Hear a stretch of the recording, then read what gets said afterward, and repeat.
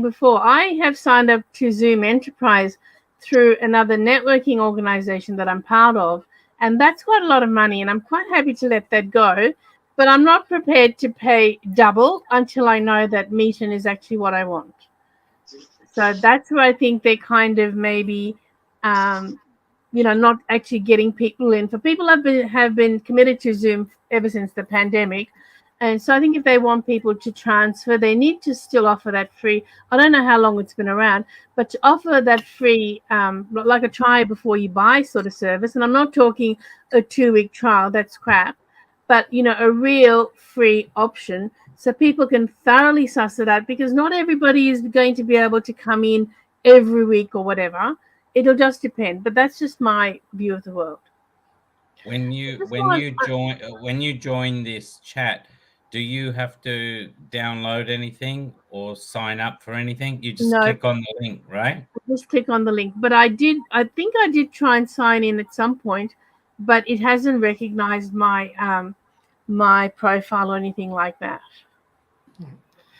Okay, then Alison, Adrian, thank you for that. Let's get started.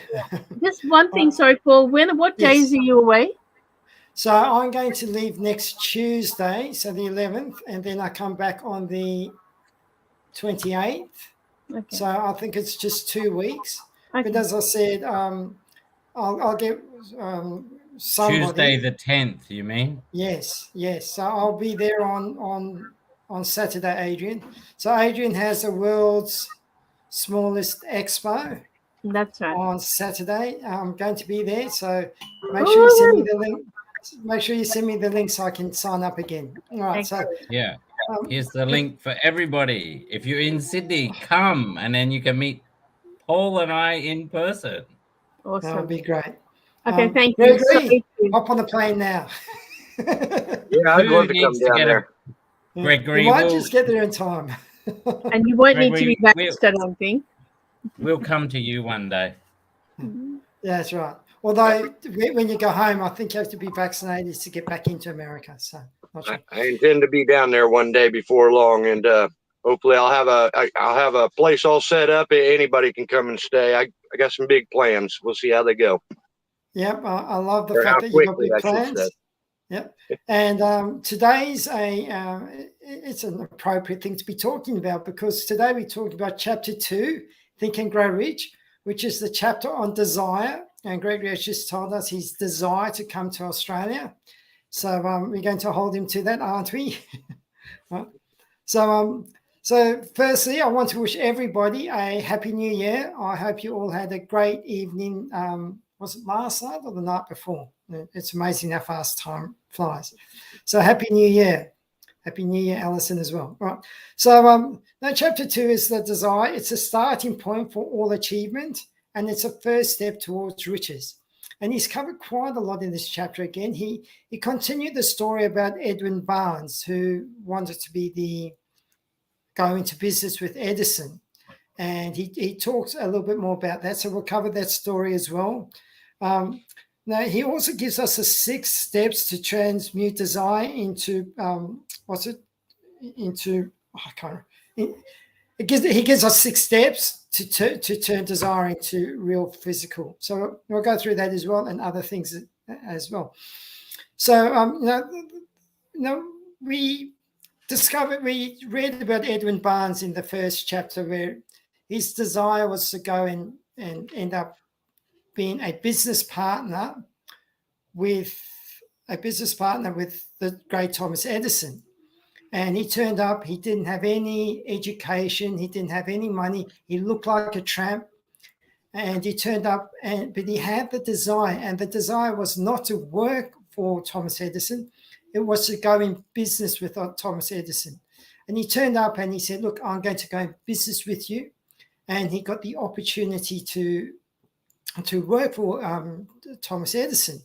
And it took him 5 years before the opportunity arose. But in every moment in those 5 years, he saw himself as being in business with Thomas Edison. So who else has some other take on that? Who wants to give some other take on that? Yeah. All right, come on, Gregory. Yep. Yeah, I'll comment on just vaguely on the 6 steps.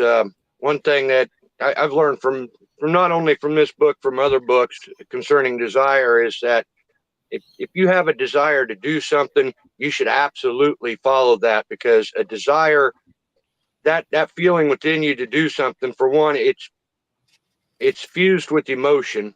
You really want it, and it's, you don't have a desire the way our mind works. You're not going to have a desire for something that you're not able to do. You're absolutely have it within you to be able to do that, but you have to believe in it.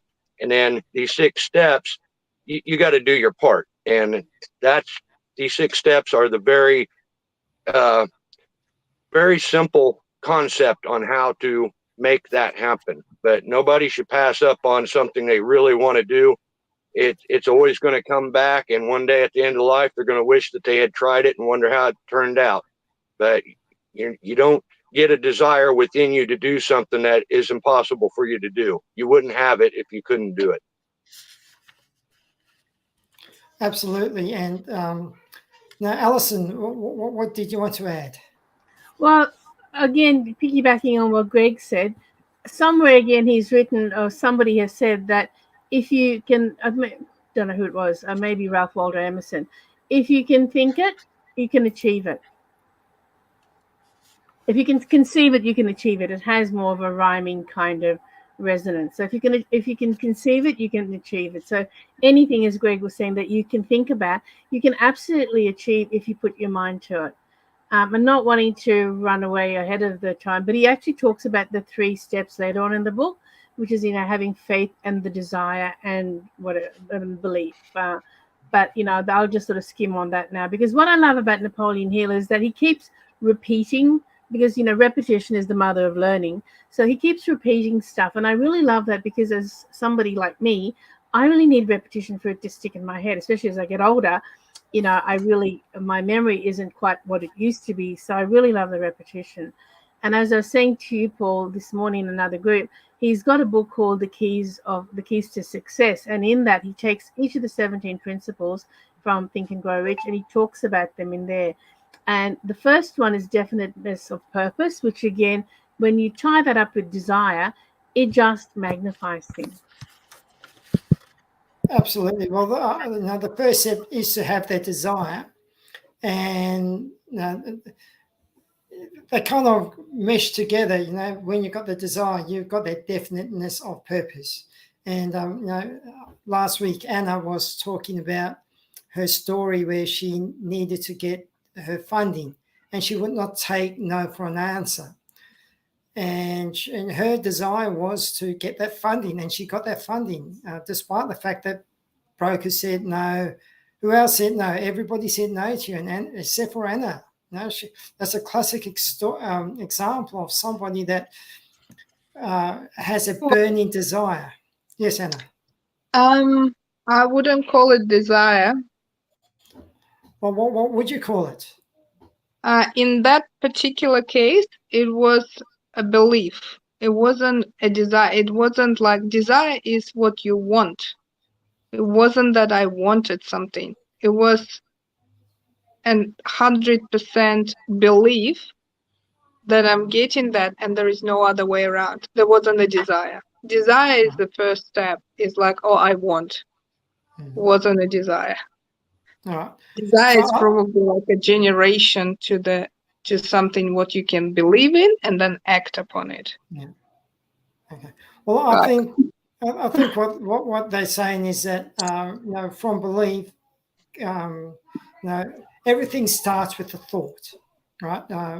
Every belief starts with a thought, and perhaps your desire might not have been strong, or you might not have thought that desire was strong because you went straight from desire to belief really fast. If that makes sense, that the stepping stone was there. Yeah, I guess the desire was like I'm not I still not sure. Like I like in my mind, the way, like, first it starts with a thought, then the thought grows into the desire if you really want it. Like if it becomes persistent, if it rolls in your head and you can't get rid of it, it becomes a desire. And then you think, oh, it's actually possible. And then you start believing in that and put in a plan. Like it's Yeah. it's funny, like Alison, you're saying desire starts with the belief. I think it's vice versa. It's like you want something and then you believe you can achieve it, and then when you truly believe, then you achieve. Like I in my mind, it's desire generates the plan and belief. Exactly. That's what I meant. That you having the desire was the start of your belief. So because you wanted it, you then Yeah. Okay, I misread it then. Okay, cool. No, Sorry. Very good typist. It's all good. But that's a very good point, because Anna's spoken about the vital ingredients you need. You know, you need to have the desire, you need to have the definiteness of purpose, but they're not going to get you anything if you don't believe you get it. This is part of this chapter, is when you desire something, and he talks about the sergeant, that the ships where the army sergeant leader took all his armies onto shore, and then burnt all the boats and said, well, if you want to go home alive, you have to win this battle, even though they were outnumbered and all that. So he built a belief, or it was a very strong belief, either you die or you win this battle. Adrian, what's your take on that? Well, I think a lot of it is semantics too. And I think, if you look at what Anna was saying, yes, it's like you have a thought, then that becomes words, then that becomes actions, and then it becomes a habit. Now that can be positive or negative. And then if you're talking about a desire to go after something, I think that's pretty clear. You could be a sports person or a business person, or even in charge of a charity. But a belief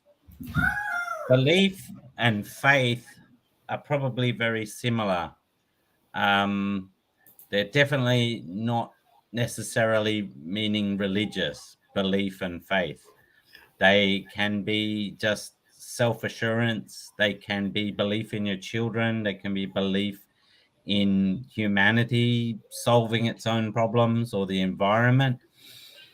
But what I underlined in the book, I don't know what edition you have of the book. I have one that has been revised and expanded, and in chapter 2 about desire, where he has I think a new addition to the book where he talks about Ray Kroc.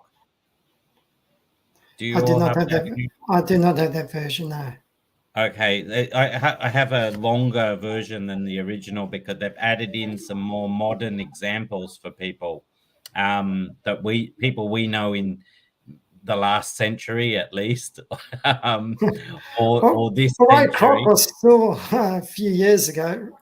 Because actually, the book is not only just talks about men, but it talks about really old business models, which were really the engines of industry in America, which is kind of like where blockchain is now. Blockchain's like the railways in America being built, and we're building the blockchain connections around the world the same way that supersede countries and borders.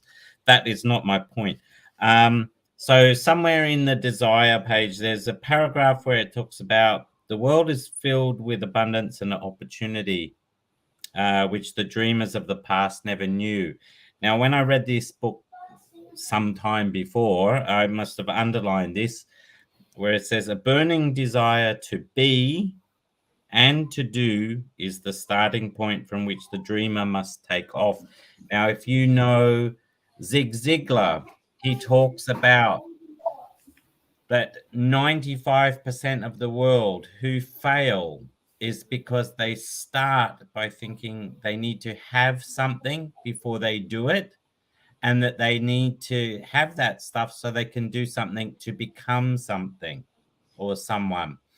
Whereas 5% of the successful people compared to them, or 5% of the world who are successful, possibly the 1% that own everything, they start with be first. Then they do, then they have. And you can put those two things in a column each. Be, do, have, and have, do, be. And look at every decision you make. Are you making a decision to do something or not do something because you have what you need, or because you don't have what you need, or you can't do something because you don't have what you perceive as needing, that like a degree or 10 years experience or something. And B is a lot like, okay, talk the talk. It's not fake it until you make it, but talk the talk, talk to everybody about it, talk to yourself about it, so that you have that faith in yourself and your belief in yourself to do it. And then make sure anything you do does complement that. So don't self-sabotage yourself with, addictions or procrastination or mixing with the wrong people or trying to do things at the wrong time.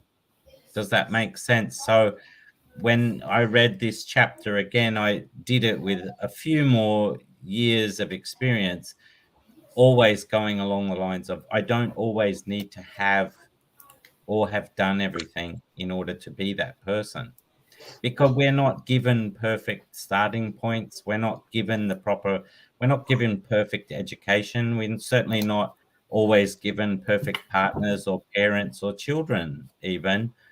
And we're faced with challenges, and you have to take the high road. You have to be the person you have to be the change you want to see, which is stealing from Gandhi. But anyway, I'll let someone else have a turn now. No, that's okay, because it's interesting you said that, because now as you're saying that, and you're talking about not everybody has the right starting point and things like that. And in the book it actually says a burning desire to be and to do is the starting point from which the dreamer must take off. All that succeed in life get off to a bad start and pass through heartbreaking struggles before they arrive. The turning point in the lives of those who succeed usually comes at the moment of some crisis, through which they are introduced to their other selves. So, and this is an interesting book, interesting paragraph, because I've listened to his other book that was released in 2011 called Outwitting the Devil. And in Outwitting the Devil, he's talking about the other self, meeting the other self. And it's the other self. And does anybody want to give me a clue what they think the other self is? Or do you want me to start? All right, Gregory. I think the other self is your mental programmings that you grew up with, that you may have taught you that you can't have something, or you can't do something, or the things that hold people back. You may have someone may get a desire to do something, they get an idea, and then it can grow into a desire, but they don't believe that they can do it, because their true self is saying this is what you want to do, and they have the ability to do that, or they wouldn't have that desire. But then those programs that controls your behavior and everything in your life, if they don't overcome that old programming, that'll stop them right now. They'll tell them that they can't achieve what they want, and they'll never try for it. So I think that other self is a self that holds you back. You have your true self that can do anything that you want to do, and then you have the other self that tells you that you can't. And That's most correct. people, if people don't learn the things that we know and that we're reading about now in this book, if they don't know these things and realize that they are capable of doing what they want, then they're going to let that old self keep them from doing anything in their life that they ever want to do. So that's kind of what I think he's talking about. Very well said, Gregory. Yep. You You're so eloquent. He is Thank eloquent. you. Thank you. And it goes along with what you said, Adrian, of being that person. You gotta have it in your mind, like Barnes did. He had nothing, but he believed he was already the partner. So it didn't matter what job he had. It didn't matter if he didn't have these things yet. In his mind, he was already there. If you ever watch a child play, they'll make believe that they're somebody, and they'll have this whole scenario going on in their mind. Their imagination is so strong. If they don't have something that they need to play and imagine, they create it out of different they don't have it when they start, but in their mind while they're playing, their imagination so strong that they are what they want to be for that whole time period. And somewhere in life, people forget how to use that imagination to its fullest potential. If we still imagine and basically make believe and be what we want to be, we'd have everything we want already. That whole imagination, like so many other parts of this, is such a strong element. You really need all of these things: faith, imagination, desire, and perception. Your perception is one of your higher faculties. How you perceive something is going to control everything in your life also. If you look at things in a negative way, you're going to get negative results. But another person can look at the same exact thing in a positive way and get a positive result. So, but you absolutely got to be what you want to be before you're ever going to get it. I think you say this so well for someone who's awake at 2 a.m. Just one of the stories, and I know I probably shouldn't use this person's name, but years ago, before Donald Trump was the president, I heard somebody say, perhaps he said it, that when he walks down the street and he looks at a piece of land, he sees it differently. He sees a big hotel on there, as opposed to a average person would just walk past it and not see anything. Alison, you wanted to add something. What was that? I wanted to add what Greg said, which is kind of what Adrian touched on as well. Adrian was saying you can't fake it till you make it. And I absolutely agree, because that's not sustainable. Because when you do that, it's kind of bravado. That might only last for a short time, but you can't do that on an ongoing basis. But what Greg was saying about kids pretending to be someone else, as adults, what we do as coaches, what I do as a coach is I say to my clients, what you need to do is embrace an archetype. And that archetype might be, for example, a queen, where you are the leader and you're very regal and you're very royal and you have a lot of faith in yourself, even though you might not show it. If you look at the late queen, right, she was amazing. All the crap that was going on in her life, you'd never know. And again, or you might want to be, an achiever, like a sports person. With, I don't know, Michael Jordan, who kept sort of just practicing, etc., till he got really good. And so whoever you need to be, find someone you can model. And we have so many, especially now with social media, there's so many role models, and obviously choose a healthy one and think, what would it be like to be them, and step into them. There used to be, I think, a thing on Australian television where they used to say, what would some actor do? It was a spoof. And so, think, what would Superwoman do? What would Michael Jordan do? What would Oprah do? Or what would the Queen do? And when you embody that person, you're not faking it. You're actually embodying them. So you're kind of looking at the kind of characteristics they have, which is all about the be. And I love that, Adrian, because again, one of my favorite coaching models is the be do have, because you have to be first. And sometimes you have to be someone else till you feel comfortable enough being that yourself. And that let me give you another. I'll give you another illustration, because I think Anna too. You'll probably be very interested in this. In acting, when someone's rehearsing, there's a thing called method acting, where the actor, before they do the performance, does everything that character does. They eat the same food, they take the same path to the office or where they work or whatever, they drive the same car. It's method acting. That's a lot like mimicking, which is how humans learn. We learn by copying. Okay. And what Alison says, healthy role models is great. I mean, I grew up in a broken family. In fact, my whole family was broken.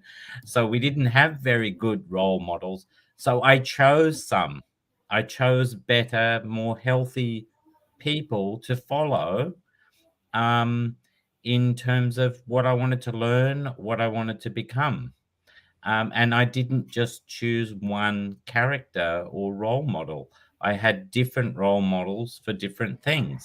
So, I chose sports role models for what I wanted in physical health. I chose other people for what I wanted to be as an intellectual and an academic. And then others for becoming a parent or a better partner. So you don't have to limit yourself to one, and you don't have to limit yourself to one goal either. Absolutely. So look, I haven't heard from Anna for a while. Anna, what do you want to add to this? Or do you have anything to add? Yeah. I was thinking about that. You're saying don't fake it till you make it. Like I don't know. It's interesting how you said that. I'm just thinking through my career and areas of my life, and I think that I actually think fake it till you make it. In certain sense, it's similar to what Alison is saying. I don't know whether it's fake it or whether it's embody it till you make it, right? Like whatever word you say, it might be like a trigger word, fake. But for me, it's not a trigger word. It's like you become someone else. Like, is it a faking? Is it acting? Is it embodying? Like whatever word you want to. I think it depends on how deep you want the fake to be. But what is Yeah, more exactly. practical?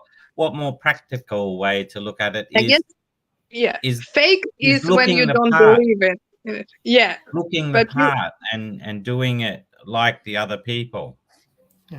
I guess I'm just thinking on when I was choosing the paths and roles, like through the growth, like when you want to get more senior role, or when you want to change a profession, or when you do something in my career, I not necessarily looked at someone who achieved and thought, okay, I'm gonna perform similarly as that person or something like that. Although I do have a lot of like great examples around me pretty much all the time. Like it's fantastic to see the people who are who represent different values, and which I really value. But at the same time, I don't necessarily think, oh, I want to be as that person. I have in my mind who I want to be, and I'm not necessarily can convert it to anyone else. So it's a bit hard to explain, but as an example, for example, when I'm a land developer, right? I moved into the land development from civil engineering, and when I've done so, pretty much at the first months, when I've done so, I called myself a land developer, and I felt myself a land developer, and I become land developer from the first months, not after a few months after when I purchased like my first property, like done the subdivision or that, like did the work, but from the moment I decided to become, I became. Yes, well, that's what we're talking about. So you can use the same principle for any other kind of business, occupation, or goal. Yeah. Okay. What I want to do is I want to just move it on a little bit, just with regards to the what we talk about, finding the other self. Hey, Anthony, how are you? Good. I was just talking about what we're talking about now, Anthony, is finding Napoleon Hill, when he turned around and he said that he you will find your other self. And I want to be a little bit controversial, and I want to disagree with Gregory and Adrian and Alison, but that's what we have for the discussion.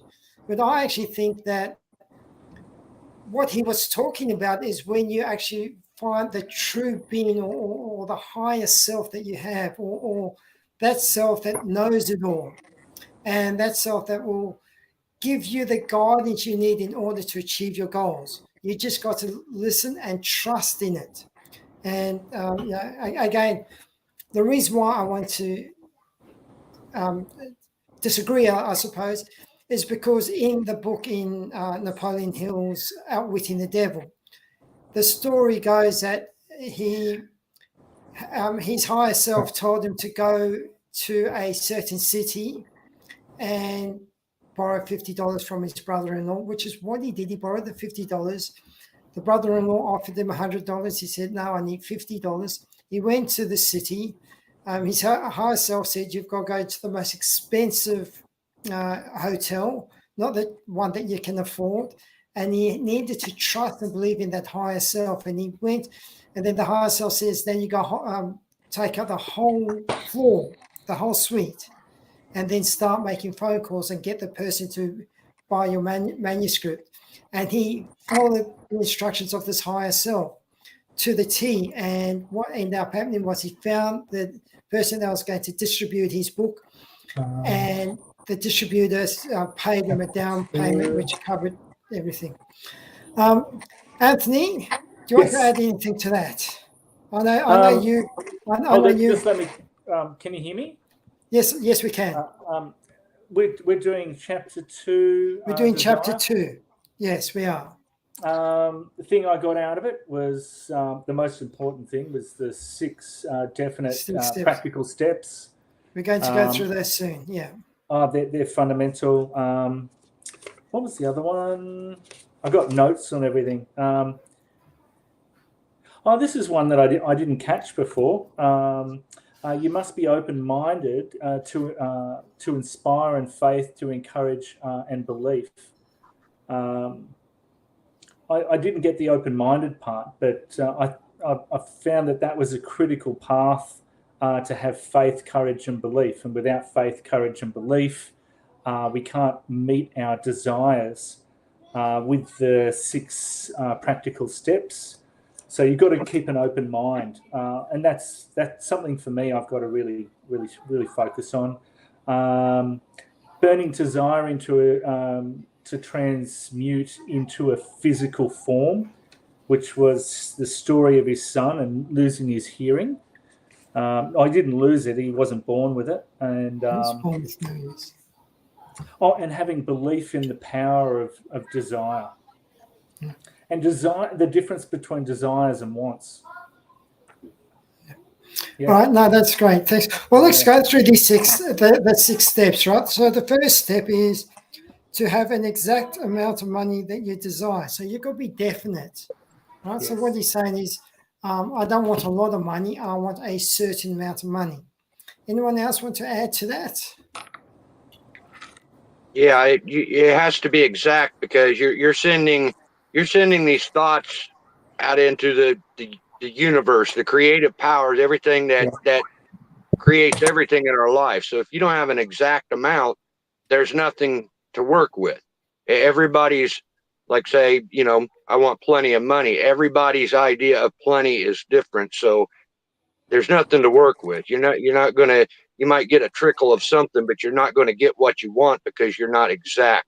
It also, having that exact amount, that's in your subconscious, and it's going to be working all the time, and it's going to start to pull from your memory and everything else. It's going to start to give you ideas, and from spirit, which I believe is the higher self.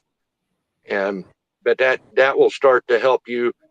It'll give you ideas and different things to follow that will actually make that exact amount begin to come to you. But if you're not definite and exact on what you want, then it's everywhere.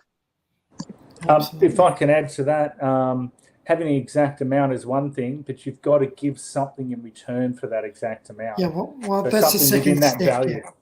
Yeah. Yeah. Yeah. So the second step is what will you give in return for this money? It's all in the chat, Paul. Yep. Great. Oh, thank you. I got my notes. Yeah. But the other thing that he says when you go give something for nothing, right? He also says that there is nothing for free. No such thing as something for nothing. Anyone else want to add to that? Because I think when we have a look at the Great Depression, which is what this book came out of, from the Great Depression, and what was happening before we had the swinging 90s or 1920s was a really vibrant period where there was too much money going around and everybody was trying to get something for nothing. And what he's saying is that you can't get something for nothing. You have to give something in return for this money. Who wanted to say something? Alison, yeah. I was going to say, Paul, these days we call it an energy exchange, right? Because, we talk about money as just being energy. And quite often people will say, if you don't want to give something free, you can still ask for an energy exchange in terms of maybe a testimonial, or maybe you can swap services, do something, what your skill is and what my skill is, we can somehow collaborate so that I'll give you my skill and you give me yours, and that's the exchange. So I think now we're kind of talking about that, but in different language. And earlier today, I was actually saying that, Napoleon Hill talks about this kind of stuff in a very masculine way, because of course that was the society that he was born in. Whereas these days we have a much more different way of looking at it. We talk about energy and we talk about coming from a place of love. And so I think balancing the two for me is something that I really love to think about. And how can I marry the two of them? Because I do believe that it's possible to marry them, because it's all very well to have this feminine energy of love, but that's not going to put food on the table. That's not going to pay the bills. So you need to have the masculine energy as well to balance, so that you can do both. You can still come from a place of love, but come from a place of love and obviously get paid for your services. So that was sort of something that I was looking at, in terms of something for nothing doesn't necessarily mean it has to be money. Absolutely right. It doesn't have to be money. Well said. Anthony, was that you who wants to say something, or Adrian or Anna? I really like it, Alison. Give love, and for the love, you shall be given in return. And another thing is, we're so concentrated on money. I've actually done, like, recently was kind of like a 21-day challenge for money, where when every day you do a task, like the one day you check your money flow, everything around you, just notice where you operate with the money, where you're giving the money, what exactly you're doing with the money, how they're going out, how they're coming in. Like, and like every day you do like certain tasks, and you notice that. But overall, what I come to, there is a book called It's Done. Has anyone read it? It is done. It's an interesting concept. It's a concept that you don't necessarily concentrate on money. You concentrate on something what you desire. Like, do you desire real money? Like, do you desire real, like, have money in hands, like, because they papers, right, or something, money on the account? What do you actually want to do with them? Because you might get it without actually doing having money, never operating within the money. You might have a house at the beach. You can have, like, I don't know, a fantastic girlfriend or a boyfriend or whoever you want, or you can have posh lunches and dinners, because you would have the best cook in the world cooking that for you without operating any money. Like, anything what you wish for can be granted for you. it doesn't necessarily need to be money. So in the concept is that you desire not the money, you desire what is it in the end, Yes. and it will be given to you, and you not necessarily need to work hard or give something. You probably will give, but give emotionally, give what Alison said. It's more the transaction of the energy and what energy you're ready to give. Well said. Just a few things in the chat, and then I'll let Anthony have his say. Alison says, any freebies are also money. That is, if someone buys you a cup of coffee, equals money coming in. And Adrian said, in science, every action has an equal and opposite reaction. In neurology, every move to Universal pleasure law. is a move. Yeah, every move to pleasure is a move away from pain. Every move to pain is away from pleasure. Anthony, what did you want to add? Just on this note, when I first read the book and I thought, oh, okay, how much money do I need? I mean, you could say 100 million, you could say 50 million, you could say 20 million, but I sort of went, well, what do I really want? And then I thought, well, really I want 10 houses to give me passive income of around 250,000 a year. And then I thought, well, what do I need to get that? And I thought, well, $10 million. You don't need 100 million, but I'd be happy with 10. And I've written it down and I put it in my wallet of $10 million. It sits in my wallet, and every time I open my wallet and I see the cash there, and I've got the paper there, and I look at it and I go, oh yeah, $10 million. It's in my wallet. But I've kept it. I haven't been greedy, but I've kept it within. I don't know. This is the funny thing. Is it because of my perception of what money's worth, or what society thinks it's worth, or is it what it's going to give me? And I'm a big believer, if you want to help others, then you've got to have a glass full approach as well. I don't know. So I just sort of went, oh, well, I'll just write down $10 million.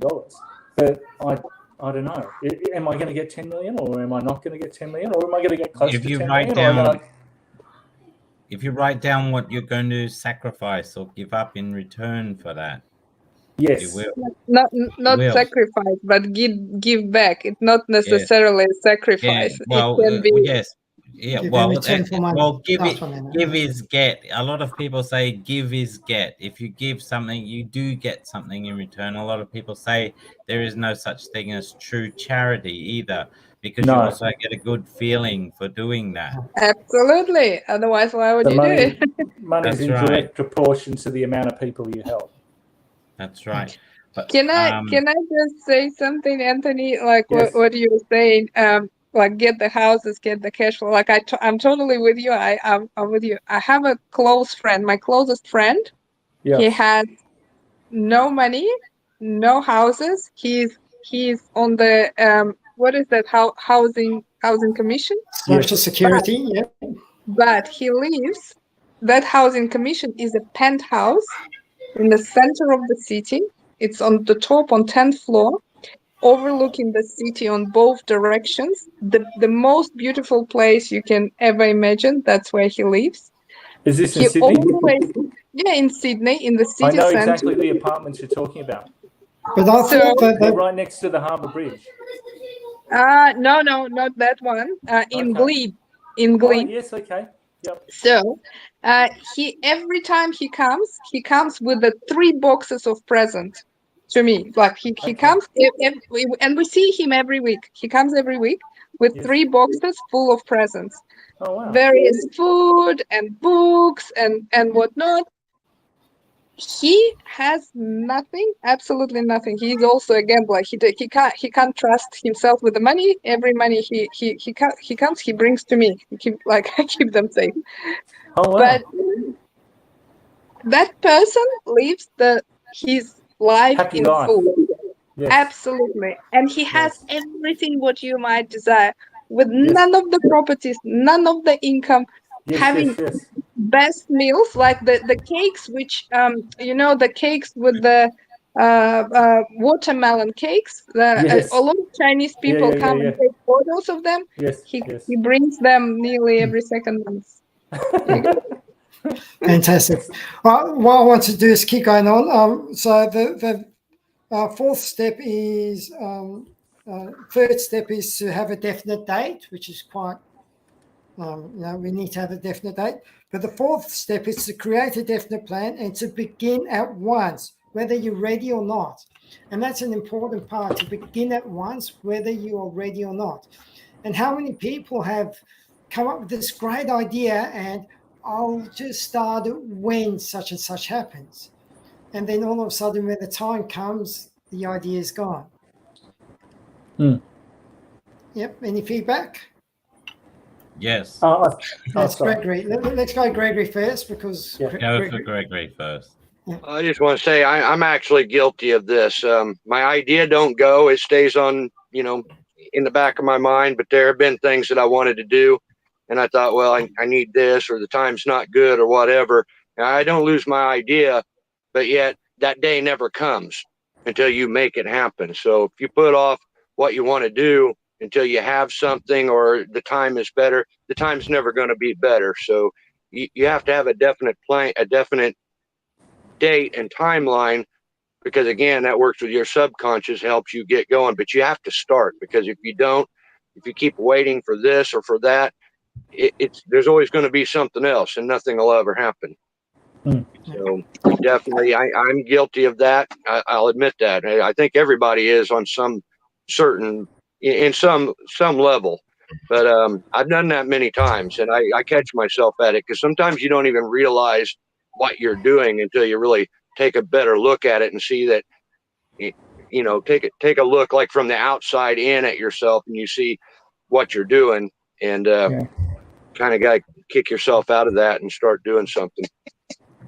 I think that's the other self gives you the idea. Remember, I was talking about the other self, the higher self, as I like to call it, gives you the idea, and that's when you got the most energy around it, and that's why you should start as soon as possible. Yeah, I believe the higher self is your spirit, and that's it's connected to all knowing. So it's hard sometimes to listen to that. It'll tell you to do things that you'll look with your reality, your mind, and what you know, and think that's crazy. But if you do it and you have faith in it, you follow that, it'll work out for you. But most people don't, because that can be a difficult thing to do. I'm guilty of that also, not doing what I can feel myself telling myself to do, that higher self. I think we all are. I've got to be honest that to start this this talk, Think and Grow Rich, the idea came to me and I acted straight away. So I'm trying to embody everything. Adrian, did you want to say something? I wanted to say 4 things, so I'll say them very quickly. Right. A lot of people say, for you to receive money, you should also create space for it to land. That means make room for it to come to you. That means it could be physical, could be mental, could be emotional, but have room for it. Another thing my first landlord in Hong Kong told me was that money has 6 legs, and you have no chance with 2 legs to outrun a horse with 4 legs. You will never be able to chase down money that has 6 legs. But if it is chasing you and attracted to you, you will not be able to escape it. You cannot outrun it. So the key, that's why the law of attraction is important. That's why social media will track you. Once you put what you want into the internet, forget about the universe. Just type it into Facebook. Every ad will chase you. The money will chase you because they're chasing your money. Well said. I Well want to said. give you 2 personal examples. I've always tried to read Think and Grow Rich or any personal development book on the beach or near water. And I hate where I live because the water at the beach is so cold. And then I actually read the first 2 chapters this week in an inflatable pool in our backyard, which I worked out a way to put hot water in it from our laundry with a hose, not a bucket. And I was very happy to be reading chapter 2 in a nice warm pool in the sun this week. And it spurred me on to something that I have just done this afternoon that I'd love to tell you about desire. I started writing a book in 2015 when my daughter was born, and I've had a lot of interruptions, a lot of progress. I don't have the perfect place to write it, and then I created it this afternoon on the balcony beside my desk, and I moved all the stuff for the book out onto a table on the balcony, and I'm going to work out there early in the morning and at night when my daughter is asleep, because then I won't be turning on the light and bothering her. So I am really filled with desire at the moment, even more so because I spent an hour working out how many words I'm going to write, how many pages that's going to be, and how many days that's going to take me. And I'm very pleased to tell you it's going to take me 13 months. There we go. You got a definite date. Congratulations. Very And definite I'm very date. happy. Yeah. A year and 35 days. Fantastic. Well, what I'll do is I'll just quickly read the final 2 of the 6 steps, because there's 2 other areas that I want to talk about before we go. Did we get the create a definite plan? That's step number 4. Yeah, right down there. Yep, that's the one we've just spoken about. Okay, begin at once. All right. Then you write can down. I just say one thing on that? Yeah, of course you can. Yeah. I reversed engineered my desire. Yeah. To work within my time frame. So I went, okay, if I want 10 million, how am I going to create that? And then, I can do it within 5 years. I just said 5 years. I didn't even really think about it. I just went 5 years. And okay, how do I go about doing that? Well, I need a stable job, and then I need to pay down my debts, and then I need to create a team, and then I need to, connect people, and then I just broke it down in reverse. And I'm 2.5 years into that 5-year plan. Oh, great. Well, I look forward to. And by the way, you and Anna should tour, because you're both in property development. All right. The 5th one is to write a clear, concise statement, which is pretty self-explanatory, and then read the statement 2 times, once in the morning and once before you go to bed. Just by show of hands, who does that? Gregory, Adrian, Anthony, all the boys. I actually. You want to share yours? Share yours, Paul. Okay, so for me, my desire for this year is I want to. Read the thing that you read every morning. Oh, I don't. I listen to mine. So I've created a video. So I've gone and got the kaleidoscope from what's his name, Joe Dispenza. Yep. And then I've written down what I want, but it's 4 minutes. And then so I've got the kaleidoscope, and then the audio, and then I've got music. I found some music underneath that as well. And then as I say, something's like the picture will come up. So I've got it's like a moving picture. So that's what I've done. But it's only day 2 because it's a new year. Okay.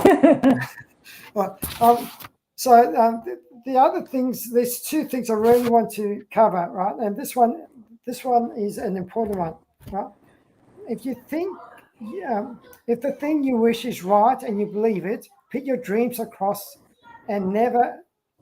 I can't read my own writing. What they say if you meet with temporary defeat, for they do not know that every failure brings it with the seed of an equivalent success. So every failure brings with it a seed of an equivalent success. Anyone ever experienced that, where in the darkest hour, that's when they got the inspiration and it became the biggest success? Every day. Anthony, every day. Yeah. Yeah. If I ever have a challenge, I always look for automatically now I look for something, a benefit within it. But sometimes it doesn't reveal itself for days, weeks, even months.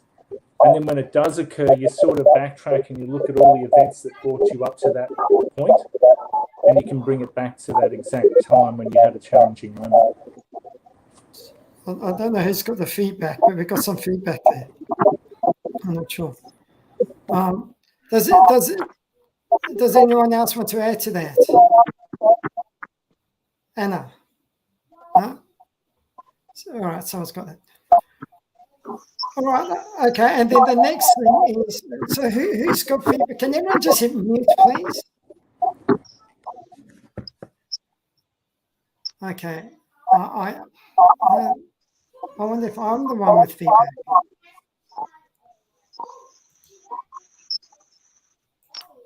I don't know. Okay. All right. Can I add to that? Yes, please do. Also, he talks about if you have challenges in your own life, if you resolve a person's challenge, if it's equal, if not greater than your own, you automatically solve your own challenge, your own problem. That's actually why I'm doing this, is to help people that are having financial issues. Anthony, can you hit pause? I think it's you with the feedback. Okay, right, thank you. I don't know who's. Can everyone hit pause, please? Yeah, that's why I'm actually have done this group, is to help as many people as I can to try and overcome whatever financial issues they have. And as Anthony said, if you can help other people with a problem bigger than your own, then you'll solve your own problem. All right, so the last thing I want to talk about is his son. Remember, his son was born without ears, and he refused to allow his son to be deaf and mute. And over a period of a lifetime, he made sure that his son. And I think you got the feedback there. Can you turn your thing off? Yeah. Okay. Thanks. Yeah. So his son was born deaf and mute, and he refused to give in to the son or let the son live as a deaf and mute. And over a period of a lifetime, he actually proved that you can bend nature's will to your desire. And his son actually got to listen and could actually hear like any normal person through a lifetime of discovery. Anyone else want to add to that? Come on, Alison, I've been heard from you for a while. And I know you take good notes. Sorry, I was just reading the chat. What was the last thing you said? So his son was born without any ears. Got it. And he refused to allow his son to grow up deaf and mute. What was your take on that story? To me, and that's the three things he talked about, right? That you needed to have the burning desire. Well, obviously the burning desire, not obviously. We talked about the burning desire being the start of it all. So his burning desire for his son was that he should be able to, despite not having any ears, not having any hearing equipment, that he would be able to speak and hear properly. And he refused to believe anything else. And I love one of the sayings that he said about nature, which I'll read out in a minute. And so he kept putting all these thoughts into his son's head right from the time the kid was a baby. So he was talking about programming, Greg. He absolutely programmed his son to believe that, he would hear and he would speak. And I love the fact that they didn't send him to any special schools. They didn't teach him sign language. They just made sure that he was set up for success. Now, you might argue it was actually failure, but in fact it wasn't, because their complete conviction and belief and faith that would happen, actually, I believe, especially if you're somebody who, reads about manifestation and the law of attraction, you actually draw all this stuff to you. And the quote I really love is that, oh God, I can't read my own writing either. So just bear with me. crap.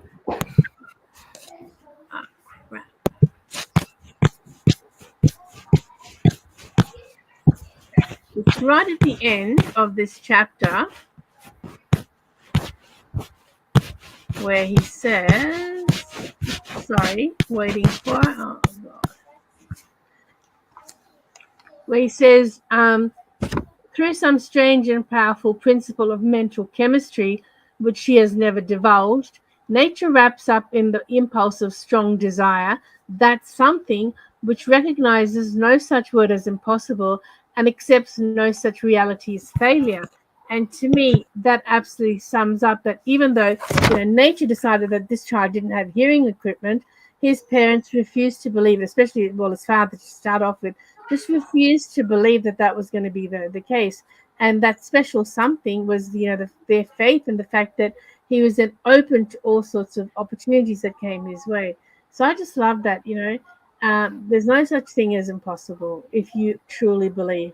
And again, if you look at manifesting, they say that once you put it out there without sort of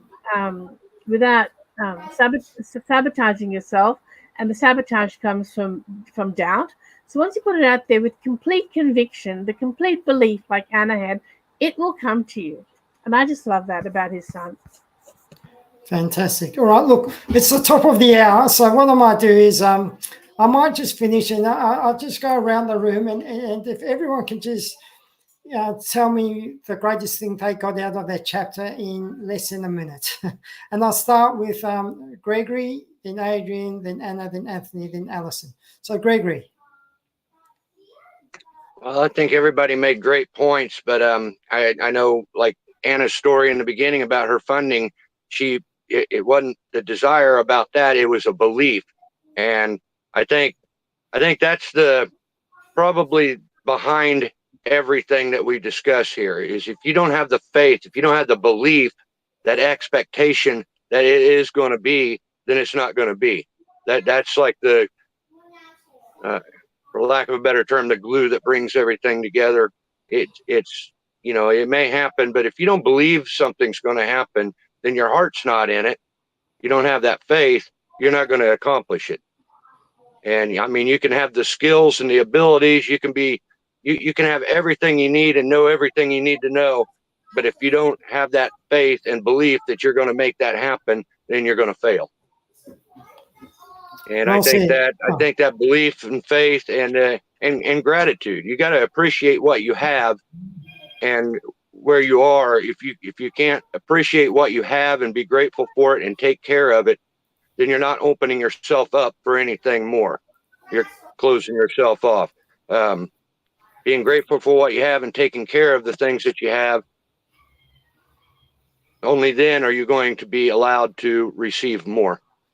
So, but I think faith and belief is every chapter. I believe there's a chapter on that, but I think that's the underlying thing with every principle.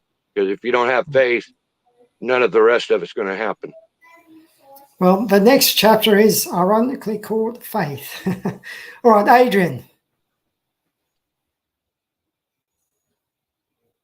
Now you're on mute now. Everyone's muted. Okay, yeah. And faith not being religion, of course. So, Gregory, when you do come to Australia, I'll teach you an Australian saying that I really love, which is always keep an open mind, but not so open that your brain falls out. Very good. I saw that on TV. They were interviewing an Australian guy outside the Opera House about something, and he said that, and I stole it, and I've used it for the last 40 years because it's just priceless. Claimed it. What can I tell you about that? I read that story in Think and Grow Rich for the first time in 1997. I was 26 years old. It really rang true with me because I was born with two hands, different size, and a deformed rib cage, and nobody could tell my mother, no doctors could tell my mother and I what the reason was and what it was called until I was 28. 2 years after I read the book, I was told by a doctor what it is, and the internet had been invented, and I found someone in the US with exactly the same thing. And then fast forward 30 or so years later, and I started my own group for people with this birth difference. And I have people all over the world: Pakistan, Nepal, the US, Morocco, Australia, England, America, and we all compare notes about our experience growing up with this thing, because most of us were diagnosed after we became teenagers, after we became 20, and possibly married and had kids. And in between that, 3 years ago, my daughter got encephalitis in her frontal lobe and lost all of her speech and motor and cognitive and just about every function. And I resigned. If I didn't have the knowledge that I have from this book, I would not have done what I did, which was step outside the hospital and look up at the sky and say, this girl is so lucky I'm her father, because I'm going to do exactly what that father did in the book with his deaf son. What a great story. I believe you'll do that too. And just in December, just this year, when she finished school, she won an award. She'd been learning to read, and she got the New South Wales Teachers Federation Award for most improved student at school. Wow, fantastic. Congratulations. Thank you, mate. I will tell you all. Well, I can tell you a bit more about it on Saturday, and I hope to meet you all in person at that or something else. But this is still the group that I think the time passes too fast. It does. I'm trying to fit so much into 1 hour, and I want to make sure that everybody, because I believe everybody's got so much value to add to this group. So I'm trying my best to make sure that everybody's getting equal time. And so, Anna, I think you're up. What was your take on this chapter? I'd say what was my take on today's talk, more probably, because I really like what you've said, that this talking to yourself, and it's talking to your higher self, and your higher self has obviously the connect, like whether it's, you can call it your soul, or you can call it your gut feel, or your heart, whatever. But I'm just thinking, if you truly think, what is that higher self, and when that higher self talks, and during the day you can try to write it down. Today there is this little miracle happened when I did notice my higher self speaking, and it was when I talked to a friend of mine who was asking me for an investment advice or something like that, and I started talking to her, and I said, this is step 1 you do, and the step 2, and I started talking, and only half an hour after I realized that I need to use that advice too. I was talking to myself, because I was telling her the step 2, like the step 1, you decide whether you want to be an investor or you want to own your own house. But the step 2, you need to really sit down, and for a week you need to dream, and create the reality which you want. Write it down, and that's when, and from there it's easy. And then I sat down and I was like, wow, I'm gonna use that advice. Thank you.